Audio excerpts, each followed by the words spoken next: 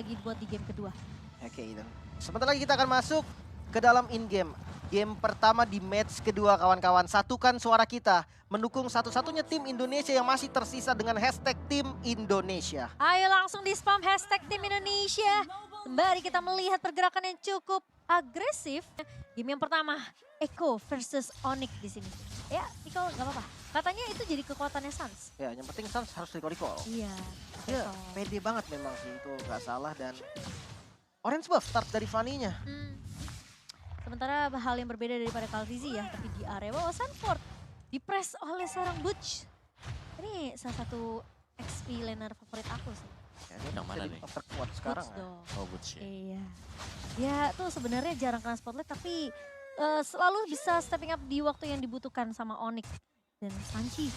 Sama dengan Sans kali ini bakal coba untuk menukar saja damage yang diberikan di area early-nya. Dan Sans gak mau kasih laning yang terlalu bebas ke arah pemain-pemain Eko. Buset, pokingannya sakit banget ini. Sans-nya kena 2 damage ya dari KJ dan juga Pars ya.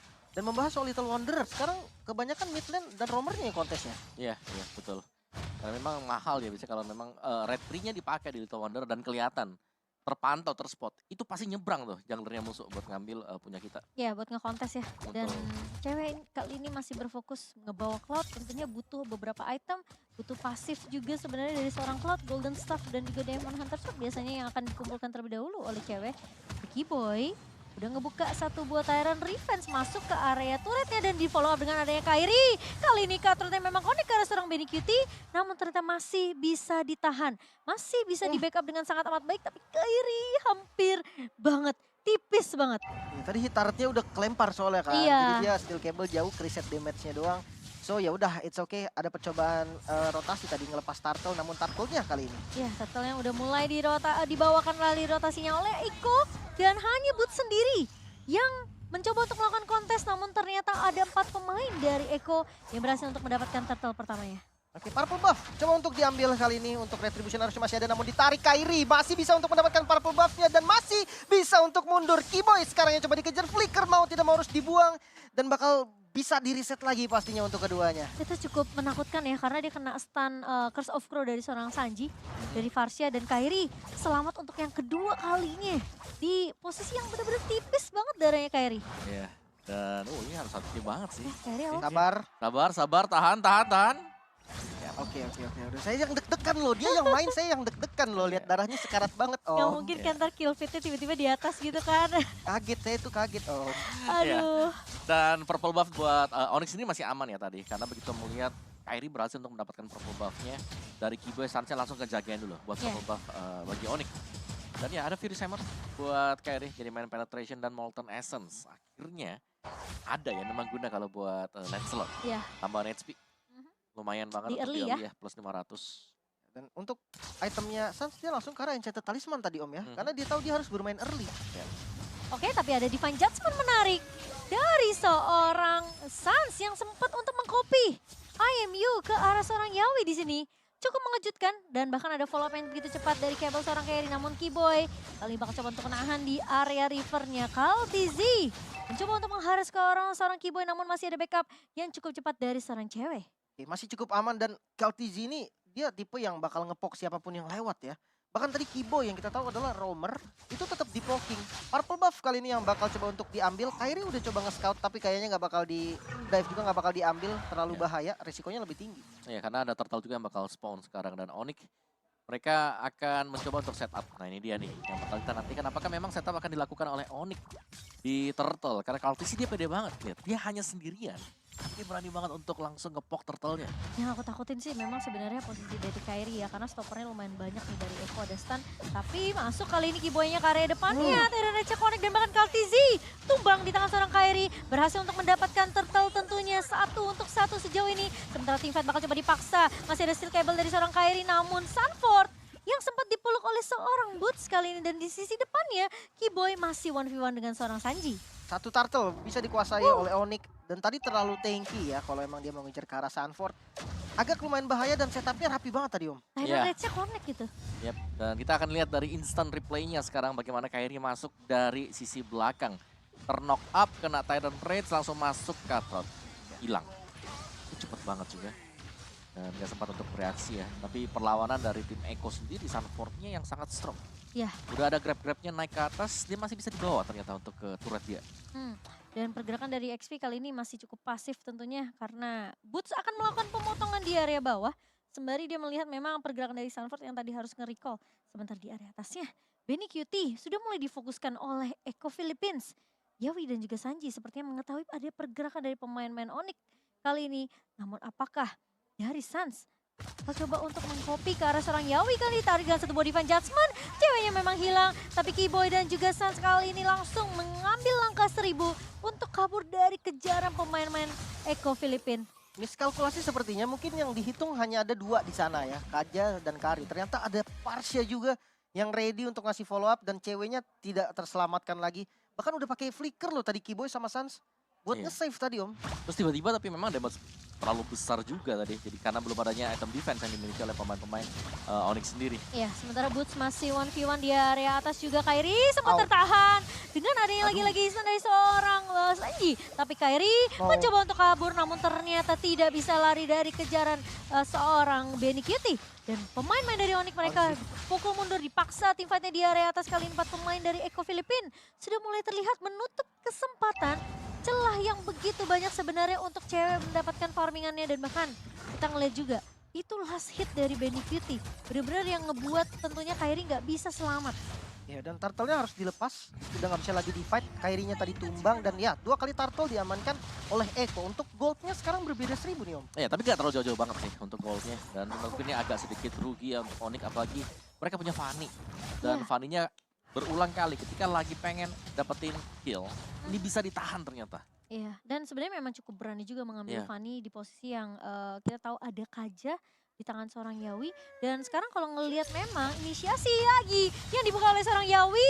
Keyboy namun yang tertangkap, namun Keyboy masih cukup tanky. Cutthroat connect ke arah seorang Benny Cutie. Namun Benny Cutie bakal coba dipotong oleh seorang Boots. Kaltizi mencoba untuk membackup namun Boots terjebak di 3 pemain dari pemain-pemain Eko. Tidak mau terlalu over ke arah seorang Boots. Sampai mereka mencoba untuk mengejar ke arah target yang lebih squeezy yaitu seorang Sans. Dan Keyboy harus mundur untuk menyelamatkan seorang Sans, namun ternyata agak sedikit terlambat karena terkena Federal Strike dari seorang Sanji. Ya.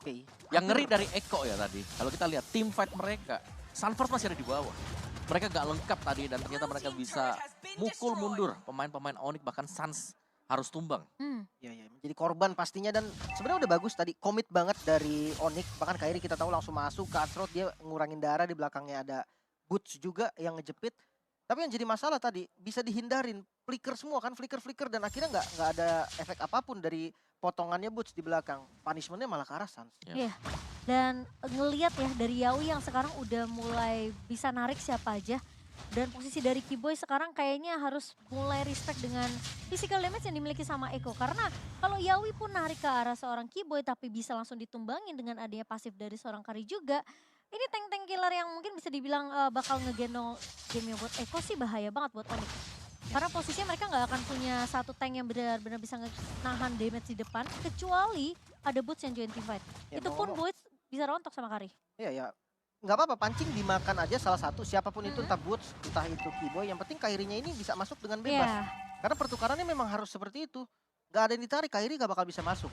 Itu udah jelas. Nah kalau ada satu yang ditarik, untuk diselamatinnya tuh masih ada chance daripada Kairi yang kena tarik, nggak bakal bisa diselamatin takutnya. Nah, dan 2 turret sudah diamankan oleh Eko Filipin kali ini. Sementara Lord sudah mulai dipoke. Lord di menit yang ke-9. Lord yang pertama. Lord yang masih bisa harusnya untuk di-secure oleh siapapun dari kedua belah tim kali ini. Tapi Yawi conceal langsung menarik ke arah seorang Sans yang lagi sendirian ternyata. Dan bahkan flicker yang begitu baik dari seorang Yawi. 4 melawan 5 kali ini Kairi mencoba untuk mendapatkan trade-nya. Namun ternyata agak sedikit sulit karena Sanford juga udah mulai meninggalkan laning bawahnya. Tapi Yawi gak punya divine judgment, langsung dipanis begitu saja. Boots masuk ke area depan dengan satu buah split-split. Belum tahu mau nge-grab ke arah siapa. Tapi satu buah Federal Strike dibuka oleh seorang Sanji. Lebih mensecure posisi dari pemain-pemain Onyx untuk gak bisa melakukan kontes. Tapi tentunya Lord masih bisa ditahan kali ini. Cewek masuk. Blazing duet ke arah belakang dan Kairi berhasil untuk mendapatkan Lordnya. Sementara di sisi lain Benny Cutie mencoba untuk mendapatkan trade ke arah Keyboy. Cewek terjebak. Tentunya tidak bisa mundur dengan satu buah Battle Mirror Image karena sudah dipakai untuk escape. pemain-pemain dari Onyx berhasil untuk mendapatkan satu Lord, tapi harus kehilangan 3 pemain. Iya, ya dapetin satu Lord yang lumayan mahal karena kali ini spawn Lordnya juga kebetulan bisa bareng ya dengan teman-teman yang lain. Namun Purple Buff seperti harus direlakan. Mau nggak mau nih, Fanny dari Kairinya harus main split dulu sebentar Om. Iya, setuju. Apalagi dengan Lord yang sudah berjalan dengan super minion yang bisa diantarkan juga. Dan tadi Benny Cutie, momen dia selalu kita melihat ya. Marksman bermain sebagai Benny gitu loh. Iya, Dia muncul terakhir, pahlawan, penyelamat buat Eko tadi. Dapetin 2 tadi. Nge-flank juga kan, Nge-flank bagus dia, banget. Nggak betul. kedetek sama sekali.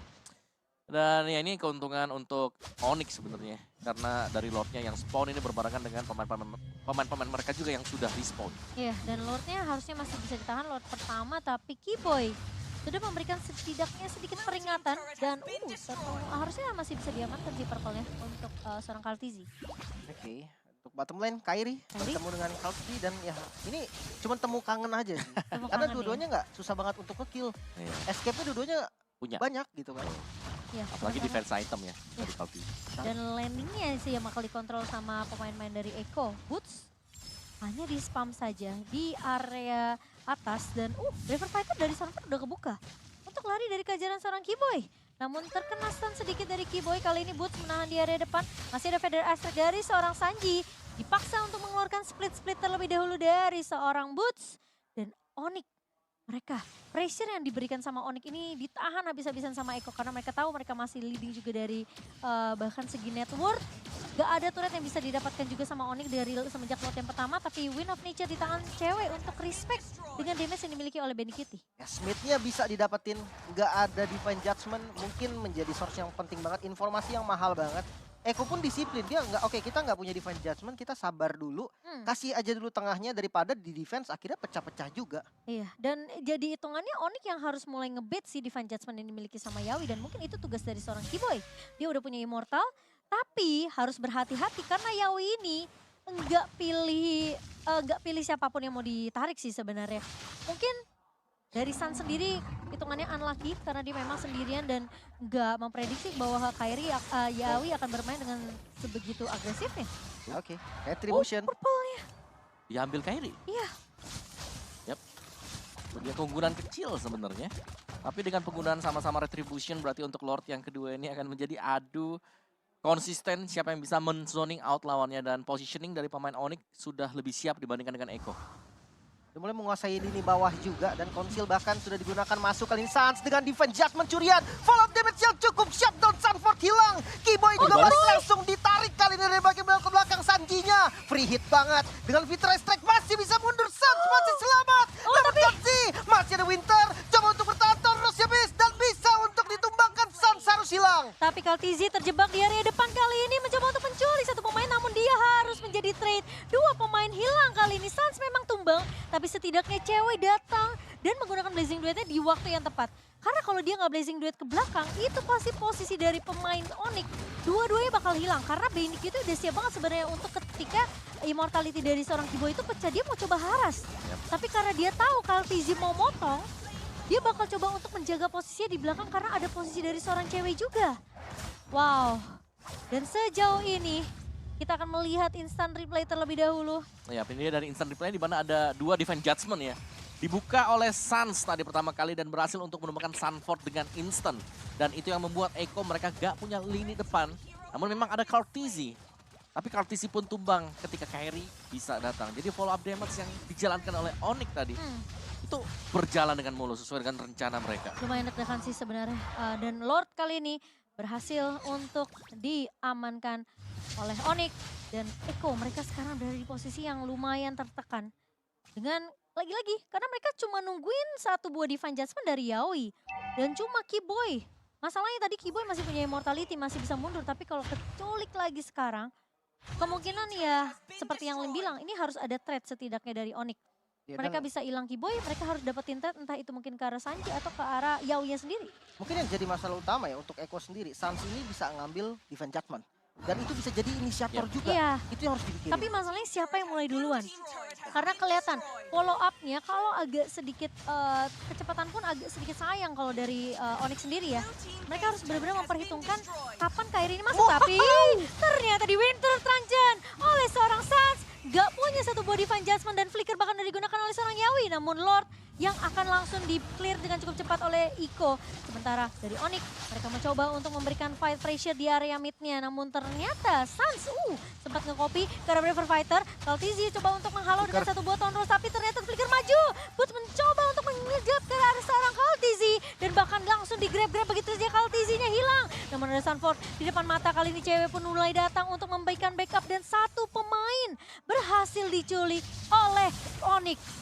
Gila, Sans ngedodge Divine Judgment dengan Winter. Dia ngebuang source besar banget. Flicker, Divine Judgment. Bahkan kali ini masuk mungkin dari Kiboy. Masih menunggu timing yang tepat. Fokus terhadap objektif dan lebih memilih untuk mundur. Satu tarikan berhasil, Boots bakal menjadi korban. Yap. Wow. Ini waktunya untuk Onyx, mereka harus melakukan reset. Mereka sudah nge-push sedemikian lama, mereka jangan terlalu overstay di depan base dari Echo. Dan ya dengan tumbangnya Boots juga ada waktu untuk reset sambil menunggu Boots untuk kembali respawn. Dan dari in-game equipmentnya sekarang, Wind of Nature ada di Karya. Jadi ini adalah duel dari kedua marksman kita. Dan item dari cewek jadi cukup cepat sekarang. Full item sudah dipegang oleh dia. Dan ini pertanda memang dari Onyx, mereka udah punya damage yang sangat-sangat cukup sekali. Tapi mereka nggak boleh kecolongan. Ingat ada Divine Judgment yang dipegang oleh Yawi. Dan yang kedua adalah sudah adanya fleeting time yang membuat Divine Judgment-nya. Ini kalkulasi waktunya harus bisa dihitung oleh Onyx karena lebih cepat lagi. Iya, tapi kali ini sepertinya Eko, mereka bakal coba untuk mencari pemain-pemain dari Onyx. Konsil memang sudah dibuka namun nggak bisa ngedapetin siapapun. Sementara Boots bakal coba untuk buka vision terlebih dahulu, buka map untuk memberikan informasi ke arah pemain-pemain dari Onyx. Lord yang ketiga ini yang harus bisa dikontes oleh kedua belah tim. Dan bahkan Onyx mereka punya keunggulan karena mereka udah pecahin turret base di area atas. Jadi seharusnya dengan pressure yang bisa dilakukan juga oleh Kairi dengan splitnya di area atas ini kemungkinan besar masih bisa dilakukan oleh Onyx. Tapi sudah lihat Lordnya setengah HP kali ini, setengah bar. Dan Kiboy berada di garda depan kali ini bakal coba ditarik karena dia harus buka satu buah Divine Judgment-nya biar Kairi bisa masuk kali ini. Dengan satu buah Feather Aspect tapi Sunford sudah mulai dipeluk oleh seorang Boots. Cewek mencoba untuk membantu tapi di sisi lain Yawi dan juga pemain-pemain dari Onyx lainnya mereka mau coba untuk paksain Divine-nya. Onyx berhasil dapetin Lord-nya tapi Boots di sisi belakang bakal coba diharas begitu saja. Benny Cutie hilang di tangan seorang Sans. Boots-nya nggak tumbang dan bahkan 3 pemain dari Echo Filipina yang hilang begitu saja. Onyx mereka berhasil untuk mendapatkan momentum dan teamfight yang begitu gila sih untuk Onyx. Karena mau nggak mau mereka harus maksain Divine Judgment keluar, Boots-nya nahan di area depan. Oke, Onyx mulai mendominasi kali ini menyisakan 2 member saja. Satu lagi yang bisa ditumbangkan